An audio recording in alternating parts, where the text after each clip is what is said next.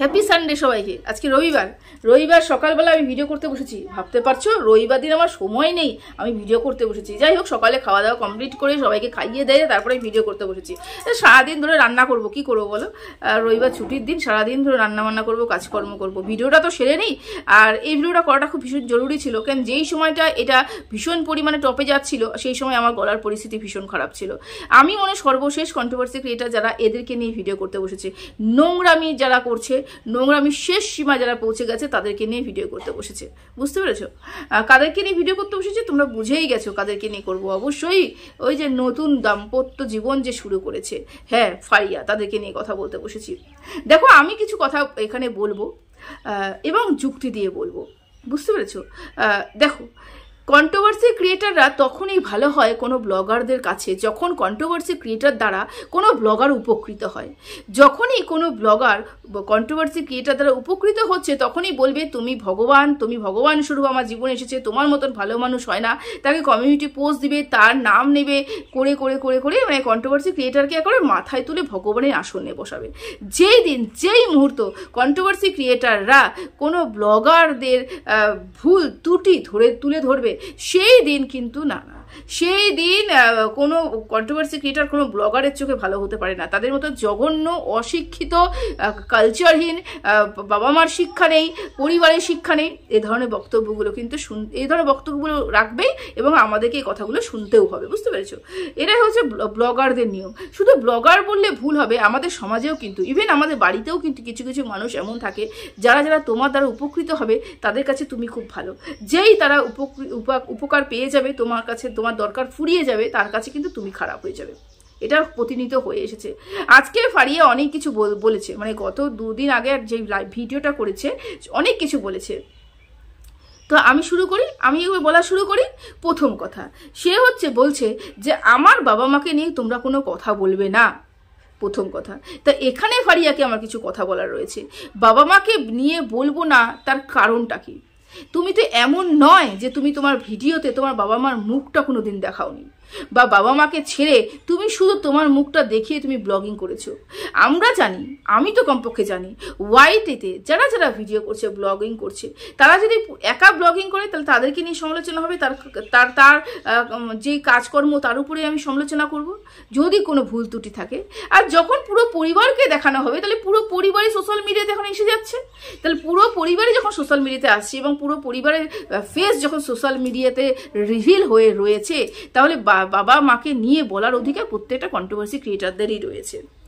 কারণ ওয়াইটিতে মানে সোশ্যাল মিডিয়াতে যেই সব ফেসগুলো রিভিল থাকে, যেই সব ফেসগুলো দেখা যায়, সেই সব ফেসগুলোকে নিয়ে কথা বলার অধিকার প্রত্যেকটা মানুষের রয়েছে।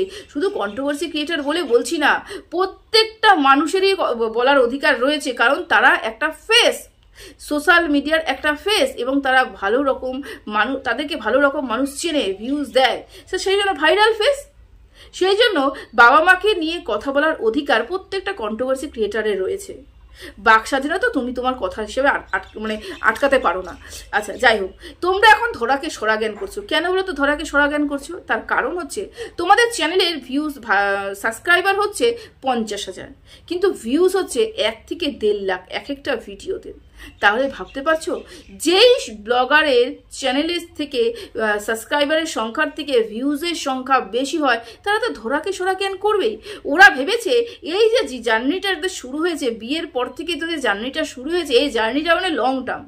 কিন্তু না, এখানে একটা কথা মনে রাখতে হবে। দেখো, প্রদীপ যখন শেষবারের মতন নিভে যায় না, তখন কিন্তু পুরো জ্বলে ওঠে, তারপরে কিন্তু ধপ করে নিভে যায়। সেরকম অহংকার পতনের কারণ।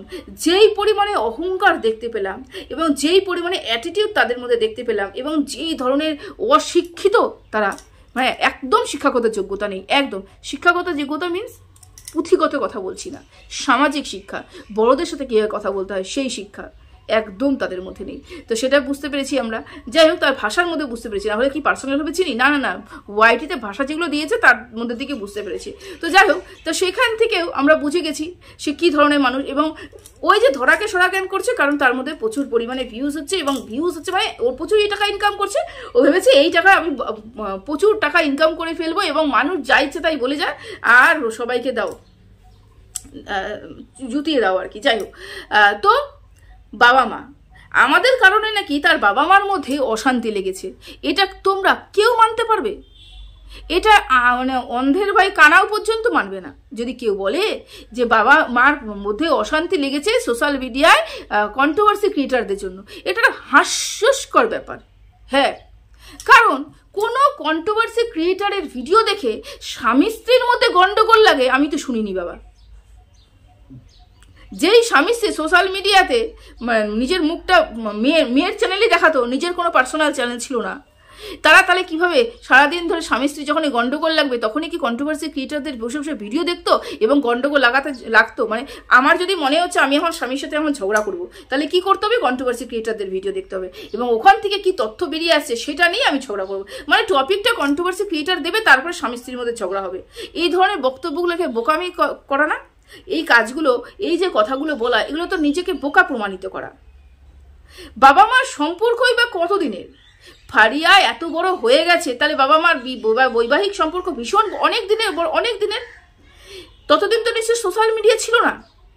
তাহলে এত দিনের সম্পর্ক, বন্ডিংটা এত দিনের, তাহলে সেখানে একটা সোশ্যাল মিডিয়াতে কোনো কন্ট্রোভার্সি ক্রিয়েটার কে কি বলছে সেটা নিয়ে বাবা মার মধ্যে তুমুল অশান্তি, গন্ডগোল, মারপিট হয়ে যাবে? এটা বিশ্বাসযোগ্য? আর যদি হয়েও থাকে, মানলাম তর্কের খাতিরে গন্ডগোলটা হয়ে থাকে, বাবা যদি বলে মাকে যে তোমার কারণে আজকে এই দশাটা হয়েছে, তুমি জানতে না তোমার বাড়িতে যে একটা মেয়ে আছে, সেই মেয়েটা হচ্ছে সাথে কতগুলো ছেলে তোমার বাড়িতে ঢুকছে না ঢুকছে, তুমি কি জানতে না? তো এটা তো একদম জায়েজ কথা বলেছে, 100% সত্যি কথা বলেছে বাবা। যদি বাবা সত্যি সত্যি এই প্রশ্নটা করে থাকে, প্রশ্নটা এটা করবেই, স্বাভাবিক কথা, বাবা বাইরে থাকতো, প্রশ্ন এটা মাকে করবেই। তো এই কথাটা কিন্তু ফেলে দেওয়ার কথা নয়, আমি তো এটা মানতেই নারাজ যে ওর মা জানতো না। দেখো বন্ধু, একটা সীমারেখা থাকে, একটা বন্ধুর সীমারেখা থাকে। অবশ্যই ছেলে এবং মেয়ে বন্ধু হতেই পারে, আমার এখানে কোনো দ্বিমত পোষণ আমি করছি না যে না বন্ধু হতে পারে না, হতেই পারে, কিন্তু আমাদের একটা সীমারেখা থাকে। বন্ধু মানে কি? আসবে, বসবে, একটু গল্প করবে এবং একটু কিছু খাওয়া দাওয়া করলো, একটু বানালো মা, হয়তো কিছু খাওয়া দাওয়া করলো, ও চলে যাবে। 24টা ঘন্টা কোন বন্ধু কোন মেয়ে বন্ধুর বাড়িতে পড়ে থাকে? বন্ধু এমন হয়, হয়তো খুব ভালো যদি বন্ধু হয় তাহলে ও দিনে একবার আসে, তাও যদি আরেকটু ভালো বন্ধু হয়, মনে করো মোটামুটি একটা ভালো বন্ধু, তাহলে সব কিছুতে আমাকে হেল্প করে, তাহলে কি ও দিনে একবার না হলে পরে 2 দিনে একবার আসবে বা 3 দিনে একবার আসবে, ফোনে কথা বলবে, যাই হবে, মোট কথা সম্পর্কটা ভালো সম্পর্ক।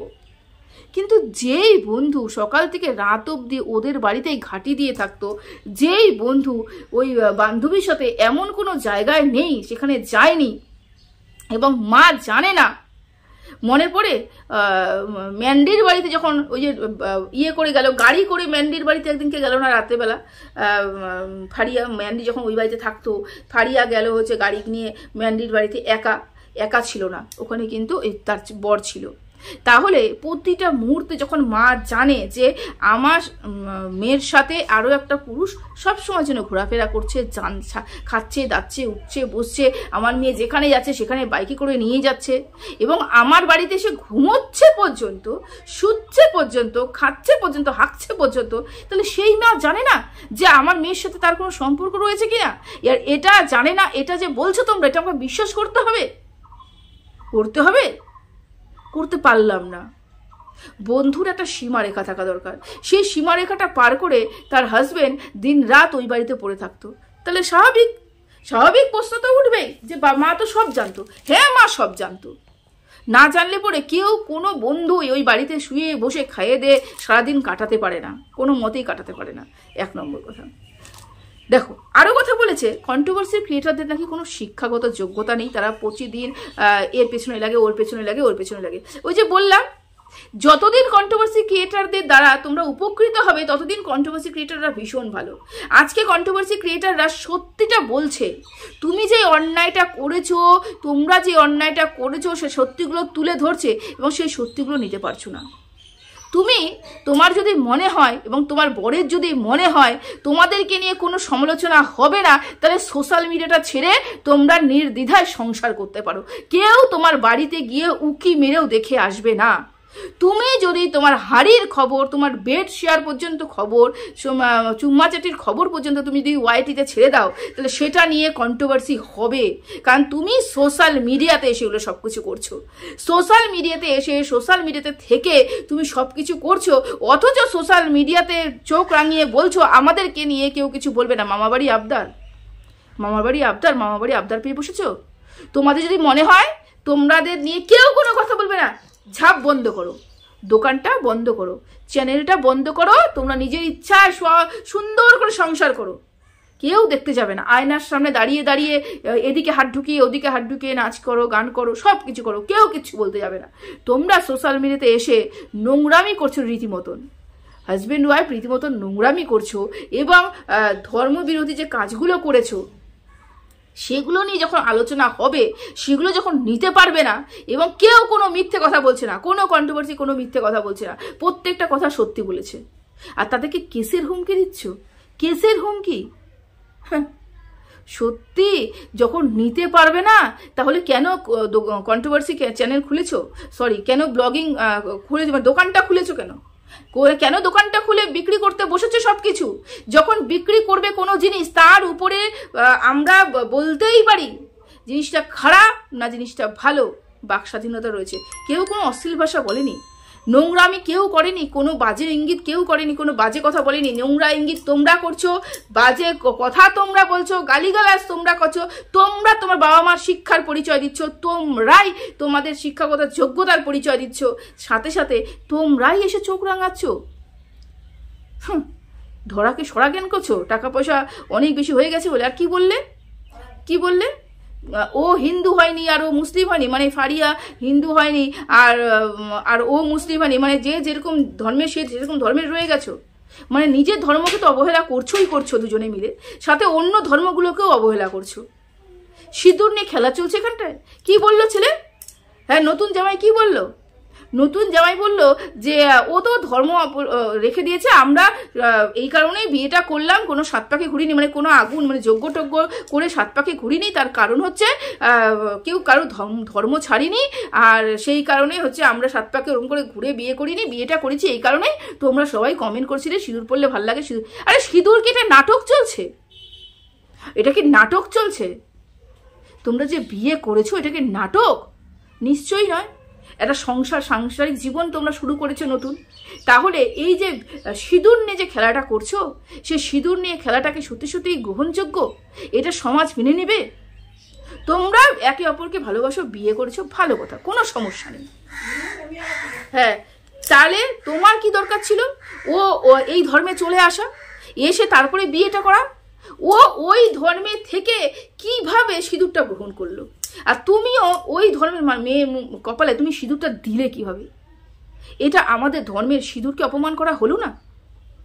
শুধু ভিউজের জন্য, শুধু ভিউজের জন্য সিঁদুর পরানো, মানে সিঁদুর পরিয়ে দিলাম, আমি সবার চোখে ধুলো দিয়ে দিলাম যে না বিয়ে হয়ে গেছে আমাদের, চলো সিঁদুর টিঁদুর পরিয়ে নিলাম, অথচ কেউ আমাদের এই ধর্ম ওই ধর্মকে কেউ বদলালাম না, যে যেরকম আছে সেরকমই চললাম। এটা তুমি তোমার ধর্মকে অবমাননা করছো, সাথে আমাদের সিঁদুরকে অবমাননা করছো। তারপরেও তোমরা এসে চোখ রাঙিয়ে এখানে বলছো যে তোমাদেরকে নিয়ে কেউ যেন কোনো কন্ট্রোভার্সি না করে। আলবাত কন্ট্রোভার্সি করবে, 100% কন্ট্রোভার্সি করবে। সিঁদুর নিয়ে তোমরা খেলছো, ভিউজের জন্য একটা বৈবাহিক সম্পর্ক তৈরি করছো, ইনকামের জন্য। আর কত নিচে নামবে? ফুলসজ্জার খাট অবধি তো নিয়ে চলে গেছে সব ভিডিওগুলো, আর কতটা নিচে নামবে, কতটা নোংরামি করবে? এবং নোংরামি করছো, রীতিমতো নোংরামি করছো, আর সেখানে বলছো যে কোনো কন্ট্রোভার্সি ক্রিয়েটার কোনো কথা বলতে পারবে না। ঝাপ বন্ধ করো। সহ্য যদি না হয়, গায়ে যদি ফোসকা পড়ে, ঝাপ বন্ধ করো। বন্ধ করে নিজে যেরকম আছে সেরকমই থাকো না। সোশ্যাল মিডিয়াতে এসে করবে, সোশ্যাল মিডিয়াতে নোংরামি ছড়াবে। কি বার্তা দিচ্ছ তোমাদের মতন চ্যানেল থেকে? কি বার্তা প্রদান করছো তোমরা? ভালোবাসতেই পারো, বিয়ে করতে পারো, এখানে আমার কোনো সন্দেহ নেই। কেউ সিঁদুর নিয়ে খেলা, সিঁদুরকে অপমাননা করা, দর্শকদের জন্য সিঁদুর পরিয়ে দিয়েছিল, কিরকম ধরনের কথা? সব কিছু চোখের সামনে আমরা দেখতে পাচ্ছি।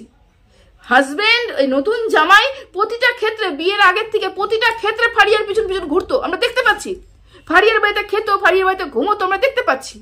সব দেখতে পাচ্ছি, অথচ আমাদের বলা হচ্ছে আমরা অন্ধ, আমরা দেখতে পাই না, আমরা মিথ্যে কথা বলছি। বাবা মার মধ্যে গন্ডগোল আমাদের জন্য লেগেছে। অসভ্যতামি করছো, তখন তোমার মনে হয় না যে বাবা মার মান সম্মানটা এখন নষ্ট হচ্ছে? বাবা মা তো দেখছে, দুই পরিবারের বাবা মা তো দেখছে, এখানে অসভ্যতামি করতে লজ্জা লাগছে না? যখন আমরা চোখে আয়নার সামনে আয়না দেখিয়ে দিই যে তুমি দেখো নিজের চোখে, তোমরা কি করছো দেখো, ওই যে আয়নাটা তোমার সামনে ধরিয়ে দিই, তোমাদের সামনে ধরিয়ে দিই, তখন কন্ট্রোভার্সি ক্রিয়েটাররা খারাপ হয়ে যায়। শেষ সীমায় পৌঁছে গেছে নোংরামি। কন্ট্রোভার্সি নিতে পারো না, কন্ট্রোভার্সি দিতে পারছো, নোংরামি করতে পারছো, অপমান করতে পারছো, ধর্ম নিয়ে খেলা করতে পারছো, কিন্তু কেউ যদি বলে সেটা তুমি নিতে পারছো না, কেসের হুমকি দিচ্ছ। তোমাদের মতো মানুষ কেসের হুমকি দিচ্ছে। চলো বন্ধুরা, এদেরকে নিয়ে কি বলবো বলো তো? এরা মুখের ভাষা শুনেছি, এক নম্বর কথা, মুখের ভাষা শুনে মনে হয় যে ওরা কোনোদিনও কোনো ভালো পরিবার থেকে উঠে আসেনি, বাবা মা কোনো শিক্ষা দেয়নি, এক নম্বর কথা। দুই নম্বর কথা, এরা সিঁদুর নিয়ে খেলা করছে, বলছে দর্শকরা বলছে বারবার করে সিঁদুর পরতে, সেই কারণে আমরা সিঁদুর পরে নিয়েছি। আরে সিঁদুরকে এতই ঠুনকো জিনিস? হিন্দু মহিলাদের কাছে সিঁদুরকে এতটাই ঠুনকো জিনিস যে দর্শকরা বলবে বলে আমি মন্দিরে গিয়ে সিঁদুর পরে, রাধা কৃষ্ণের মন্দিরে গিয়ে আমি সিঁদুর পরেছি। কেন সিঁদুর তাহলে যেই মন্দিরে গিয়ে পড়িয়েছ তো, সিঁদুর নিয়ে কেন খেলা করছো? ঠাকুরকে কেন অপমানিত করছো? ঠাকুরকে নিয়ে খেলা কেন করছো? ধর্মকে নিয়ে খেলা কেন করছো? এগুলো আমরা বলতে পারবো না। আর এটা বিশ্বাসযোগ্য? হাজব্যান্ড ওয়াইফ যেখানে 25-30 বছর ধরে একসাথে রয়েছে, শুধু কন্ট্রোভার্সি ক্রিয়েটার দ্বারা ওদের মধ্যে গন্ডগোল লেগে গেছে, কন্ট্রোভার্সি ক্রিয়েটারের জন্য, কন্ট্রোভার্সি ক্রিয়েটারের কথা শুনে বাবা মার মধ্যে বিশাল অশান্তি লেগে গেছে, সবকিছু বলতে বসেছে। বারবার বলবো, যখন দেখব তখনই বলবো, যেই মুহূর্তে দেখব সেই মুহূর্তে বলবো। আমি আবারও বলে রাখি যে হিন্দু মুসলিম বিয়ে করেছে তাতে আমার কোনো সমস্যা নেই। মুসলিম হিন্দুর ঘরে এসেছে না হিন্দু মুসলিমের ঘরে এসেছে, জাত পরিবর্তন করে ফেলো, তারপরে একই ধর্ম নিয়ে চলো, কোনো সমস্যা নেই। একটা মুসলিম মেয়ে হিন্দু ছেলের সাথে বিয়ে করলো, অথচ সিঁদুরও পরলো। মুসলিম কিভাবে সিঁদুর পরলো? সিঁদুরও পরলো, পরে আবার বললো যে এটা শুধু দর্শকদের জন্য করা হয়েছে। আমাদের ধর্ম, আমাদের সেন্সিটিভ জায়গা, এই জায়গাটা নিয়ে খেলতে তো লজ্জা করছে না? সবাই ভালো থেকো, সুস্থ থেকো, টাটা।